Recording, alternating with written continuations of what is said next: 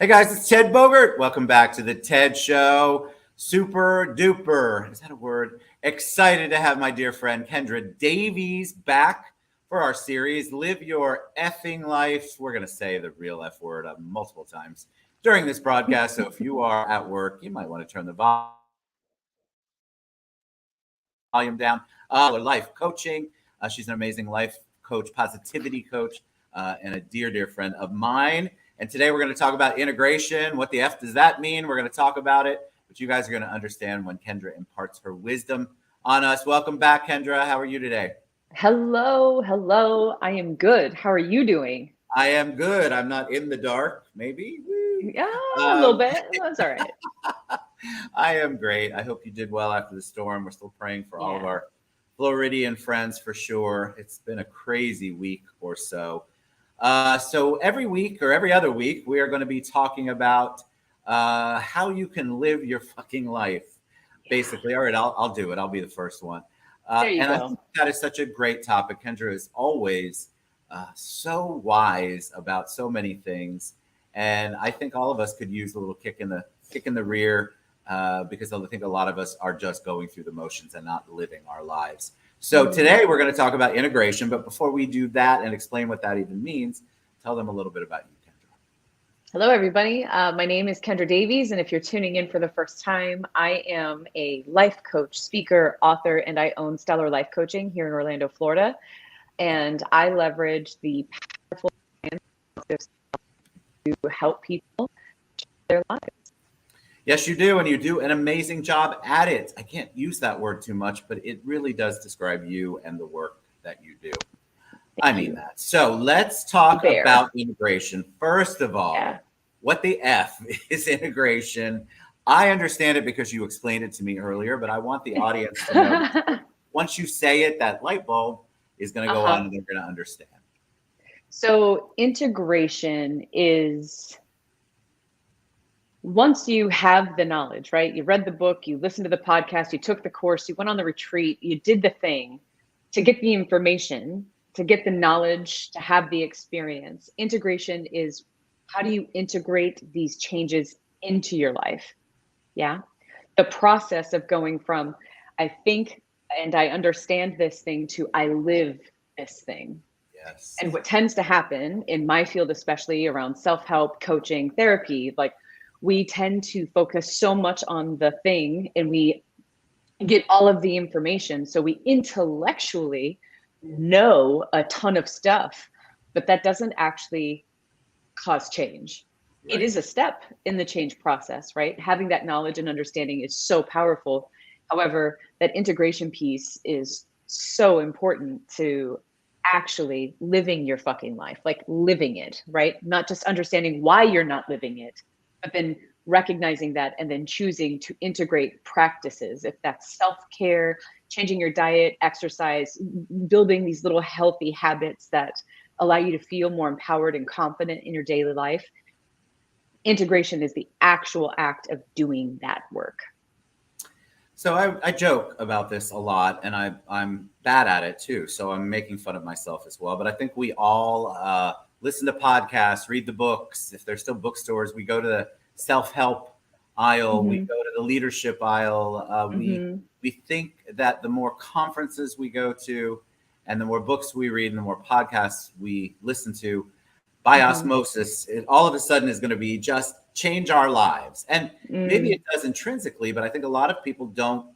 They're addicted to that, but there's Mhm. never any the next step. There's never any implementation or integration, like you said. And I feel Yeah. like we all are stuck in that. We hope Mhm. we love what the speaker says. We love what the podcast teaches us. We love the books we read, and we think Mhm. God, that's such a beautiful idea, and then we have no idea how to make it come to fruition in our lives and what we're trying to accomplish. Yeah. And I think that something imposter syndrome is something that's going like it's like if now it's a buzzword, right? Imposter syndrome, feeling like a fraud and wanting to live an authentic life. And I think that when we have a head full of knowledge and no integration, it causes us to feel inauthentic. Because when you know a thing, but you behave opposite to the thing, I I know this is bad for me, but yet I do it anyways. We make and break these little agreements with ourselves all day long, from I'm going to choose the salad, not the cookie. I'm going to go for a walk at lunch. I'm going to read 5 pages of my book every day. Every time we say these things and then we don't follow through with them, we end up losing trust and belief in ourselves.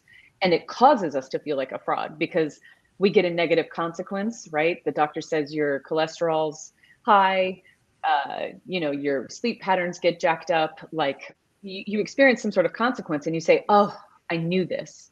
I knew better. And then we end up feeling disconnected from ourselves. We end up, even if our lives are actually quite good, right? You've got the job, the relationship, the cars, the house, the things, you have all the things, but we still feel disconnected because we have this cognitive dissonance between what we understand and know to be true and then how we actually show up in the world. It's interesting. So I'm a big believer in this particular speaker. I won't mention by name. I have friends that have walked across the fire thousands of times, it feels like, or at least that's what they post on social media. Never any implementation. And I think they continue to go back hoping that something miraculously, passively will happen. They don't understand how important the action is. I want them to turn up the heat on those coals and that fire to really make that impact. And I feel like people do. They go back, they think, oh, I spent money on an event like that, for example. I can see it's changed so many lives. Okay, I'm here. Why isn't my life changed? We just expect that to happen without any kind of action on our part. And you're right. I've done it too. I've listened to podcasts. I've gone to events. Again, I've got to implement that. I've got to figure out how to get that into my life. And then when I don't, I feel bad about the fact that I don't. And then eventually when it comes up again, I go to the event again and hope for the best. We're all like that. So anybody out there listening, I want you to know you're not alone in this. No. And this is part of like why coaching is so powerful and so effective is a huge, huge part of my job is around supporting people to navigate and bridge between the thing I know and believe to be true and the way I actually live. Like, how do I align these ideas and thoughts and feelings to the way I actually show up in my life, right? I want to feel joyful and empowered and peaceful, and I want to not have chaos or drama. We say we have these ideas, and coaching is one of the pathways. It's not the only one, right? Like I'm not saying you need to work with a coach, and that's not a sales pitch for me or anyone else, but I do believe that when you go to that event is necessary. When you walk across the fire, I'm a fire walker. Yep. When I did that was massive. Like mentally, what you did was huge and it's factual. You had an experience and that was real. But it was also like a self-help vacation. Right. Do you get what I'm saying? You walked into an arena and your kids were not there and your partners were not there and your shitty marriage and that shitty boss and all of the stuff that you had. You got to leave it at the door and have an experience where you were fully embodied and fully present and doing this thing for yourself. And that felt really, really good. And then when you leave your self-help vacation and the shitty boss is there and your kids are there and your partner's there and life is back, how do you pull that experience back into the present moment instead of leaving it in the auditorium, instead of leaving it in Costa Rica, instead of leaving it wherever you had it? How do you bring it in and start to integrate into your daily life? And I imagine I'm guilty of this. So I'm always going to share talks about. How many people do you know that have bought that gratitude journal, for example, and it's sitting unopened, maybe a pen on top. It looks pretty at your bedside, but none of that is done. And I'm utilizing that because I have one, and it's sitting there at my bedside. And so, in my mind, I know the power of it because I do practice what I preach verbally a lot or on the show, but I'm not good at the things. I'm not good at integrating all the time the things that I know I need to. So every morning when I wake up and I see that, I feel bad. And Mm, it's not motivation enough for me because I haven't planned the time. I haven't taken the time. I start thinking about all the million things I need to do, and I'm not mhm, structured enough or disciplined enough in certain areas like mm, that to actually integrate what I know I need to do into my life. mhm. And I think that you bring up something that's really interesting to me because when you think about why we don't integrate, right? Specifically for Americans, it's usually around self-discipline. We all lack self-discipline compared to other countries and other parts of the world. Americans really lack self-discipline for the most part, right? And this is actually not the opinion of Kendra. It's actually in some of the research around positive psychology when we looked at character strengths. Self-discipline on average is there's 24 of them. It ranks between 18 and 24 for most Americans. Yeah, not all, but for most. And part of the reason for that, it's twofold. One, we have decision fatigue. We are in a constant state of having to make decisions, and the options that we have is fucking limitless. So to decide what you want to eat for lunch, back in the day, you might have been like, oh, am I going to take this salad or am I just going to get a burger in the drive through? And now it's hundreds of options. It can get delivered to you. Like So true. it's wild. So decision fatigue. And then the second part is self-efficacy. Self-efficacy is our belief in ourselves to be able to do the thing. Will I follow through? You see that gratitude journal and you say, I'm not going to do that. And that's it. You're, You bought it. you're You right. wanted it. And that's why I But like to then, share the stuff I don't do. And I yeah. know I need to. And so that's why these shows are just as therapeutic and coaching for me as they are for all of Yeah. you out there. Trust me, because there's so many things that I am good at and Mm-hmm. that I know that I do well from an integration standpoint. But there are other things that I know would be life changing that I struggle Mm. with sometimes, and I think we all do. And I Yeah. love that you said decision fatigue, decision making fatigue, 100%. When I look at Uber Mm-hmm. Eats, I just don't want to look anymore. I'm like, can somebody just pick it for me? Yeah. Because there's so many choices, and it's an immediate thing. That's one thing that we've gotten so used to, especially after Mm-hmm. COVID. Everything's immediately delivered. You can have anything you want delivered to your house within hours, Mm. depending on what it is. And so Yeah. we want somebody else to go, okay, I'm going to bring it to you. Just like I want Mm-hmm. somebody to go, Ted, write in your journal, do it. Mm. And I know that I have to take steps to do that. And it's all about the habit and the habit forming. And there's a whole show I know we could do about that. But the Yeah. integration is where we all fall short. And then we start to judge ourselves. And then we start to feel There bad you about go. ourselves. And then we And just go, then as soon as you're in that loop, like once you're in that loop, getting out of that loop, it becomes the work. You're no longer talking about the gratitude journal. I could coach you all day long and tell you about the benefits of gratitude, which you already know. That's why you bought the journal. Like I can coach you through all of the information and knowledge, but that's not the battle that you're in now, because now you're in the loop where you've created a pattern in your own behavior where you see the journal and then you ignore the journal. correct. So now you have a new pattern of breaking that relationship with yourself that's saying, I know that this matters. So here's a tip. First of all, a lot of the times we set these arbitrary goals. Like maybe you picked up that gratitude journal arbitrarily because you listened to a podcast, or Oprah's famous for her gratitude list stuff. So like let's say that you got inspiration from that, and let's say you were having a particularly sensitive day and you were like, I love my life, and and I want to count my blessings every day. Oh, that's so sweet, right? But in reality, in the actual practice of your life, that gratitude journal, writing them down in a journal in the morning, that's not realistic. Like, that's not who you are. Right. Maybe you need to do a gratitude challenge with like an accountability partner who's going to text you something they're grateful for, and you're going to text them something they're grateful for. Maybe somebody in the audience is a photographer and they need to take pictures of beautiful things and share them in a portfolio or on Facebook or something like this. Learning to view these things, and instead of saying, oh, I'm not going to write in my gratitude journal, so I'm not going to practice gratitude.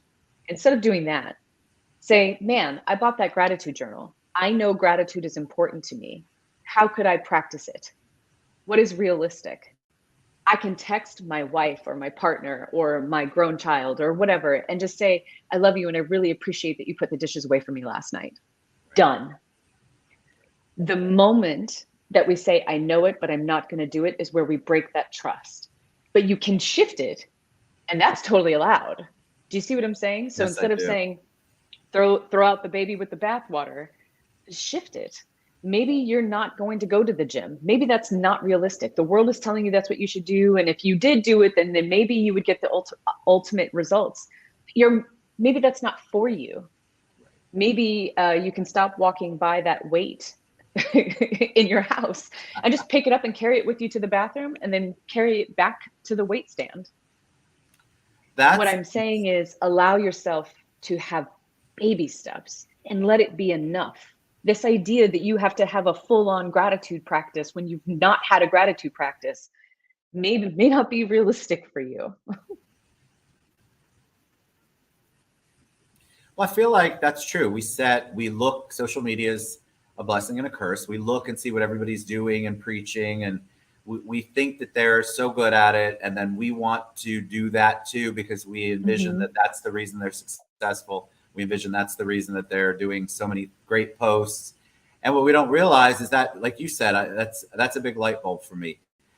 I'm a big gratitude person. Maybe that's not my methodology. Maybe There you that's go. not, yeah. So that's not what works for me. I'm express gratitude all the time. And Yeah. instead of giving that the credence and the kudos that it should get, I'm focused on the gratitude journal. There you go. And how you're not doing it. But I know that you do it. Yeah. Do you see what I'm saying? But it I do. causes this dissonance where you say, oh, I'm not doing it, but you are. And learning to align who you are with the thing that it is that you want. If you don't eat vegetables, right? Like if you've not lived a healthy life and you are 25, 35, 45 years old and you wake up one morning, you're like, I'm going to be healthy and I'm going to do this. It's going to be fucking hard. And you're probably not going to do it great or well immediately. Correct. Learning to integrate means that I can look at myself and who I am exactly as I am and say, I'm not a morning person. I won't be able to have a morning practice like I see, these other people on social media. I'm not going to be able to do that. But what I can do is I can meditate at night before I go to bed. Yes. I can find that 5 minutes before I go to sleep. But I'm probably not going to wake up and work out and meditate and write in my journal and do my gratitude. And I'm not going to be that person because I'm not a morning person and I don't operate that way. And that is okay. As long as you don't drop it and then use it as a reason to be disappointed in yourself and as a reason to beat yourself up, and you say, what would work? Lunchtime. Lunchtime is going to be where it works, right? I'm going to go in my car at my lunch break and I'm going to meditate and do notes in my phone for a journal. Yeah. Integration, right there. Integration. Right? I think that we all are guilty of that. Oh yeah. I was thinking about nobody's free of it.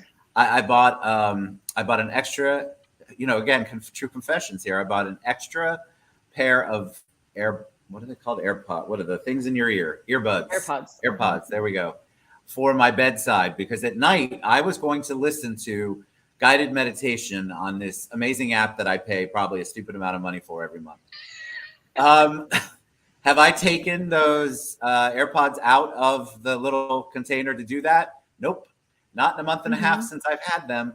So so this is eye-opening for me. I need to evaluate the time, the process, why I'm trying to cater myself or corner myself into a particular thing just because that's what I read people do when they're successful. I need to cater it to me because I want it to be successful. I want the practice, the integration, the implementation to be successful. And I know it can be. Just because Oprah does it in the morning doesn't mean Ted Bogart's going to do it in the morning, or just because so-and-so does it at night doesn't mean Ted Bogart can do it at night. That could be a different way. So that's eye-opening for me. And I think for a lot of people, because we do want to integrate it. We just need to figure out how to do it within ourselves. How do we do it? Just because Kendra does it one way doesn't mean Ted does it that way. What matters is that we don't just drop it altogether, because the break in the trust happens when you look at it and you say, I'm not doing it today. That break, when you say, I'm going to buy this journal and I'm going to have this practice and I want to feel this joy, that is that moment, that like self-care vacation moment where you're like, I'm going to do this thing and I'm going to buy the journal and I'm going to do the things. I'm going to buy the meditation pillow. The headband with the headphones is actually something I would really recommend for people if they want to meditate at night. That's very comfortable, way more comfortable than earbuds. But let's say you do all of that. When you find yourself in the moment where you want to bail, holding yourself accountable to say, I'm not going to not do it. I'm not going to do it for 15 minutes. I'm going to do it for 5. If I can do it for 3 minutes, if I go from 0 to 3, that is a 300% increase. I think. I don't math, but that's more than 0, right? Like, and allow that to be enough, because what you have to recognize is that there's a bunch of science around building positive habits. But to me, the most important part is recognizing that it will always be what you've always gotten. You will always get what you've always gotten if you don't do anything different. This feeling of disappointment, of I know I should, but I'm not going to, that will become the bed that you lay in and you will live there. This will be exactly the same 6 months from now, a year from now, 5 days from now. It will be the same.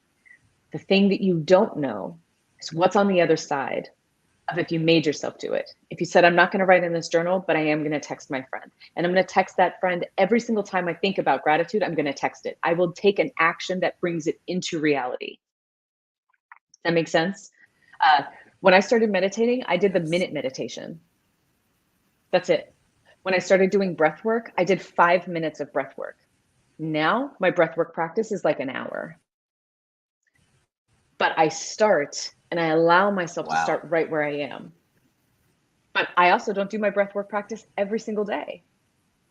Do you see what I mean? It's like allowing ourselves to integrate in a way that is realistic, that will match who we are in this moment, because you are ever changing and ever evolving. And 30 days from now, if you manage to get 3 minutes of meditation in every day for 30 days, at 31 days, you can up that to 7 minutes. That's right. And then you're not battling that initial battle, but you have to get through that initial struggle. Well, if you are as enlightened as I am today, and you want to have Kendra Davies in your life, coaching-wise anyway, Kendra, what is the best way for them to find out more about you and Stellar Life Coaching? Yes, so everybody can go to stellarlifecoaching.com. You can find all of my contact information. You can follow me on Instagram at @stellarcoach. And feel free to DM me and send me your questions. Anything that I can do to support and serve, I am here for. Send me your questions, your thoughts, your ahas, your takeaways. I'd love to hear from you. Amazing as always. So if you guys have a topic you want to hear as well, reach out to me or reach out to Kendra. We'll be doing this about every other week. We want you guys to go out and live your fucking life, as we say, honestly. And Kendra, that was so eye-opening, as it always is. Thank you so much for the love and light you give to the world and to me. I appreciate you. Always. Thanks, everybody. Be well. Love you, Teddy Bear. See you guys soon. Love you too, honey.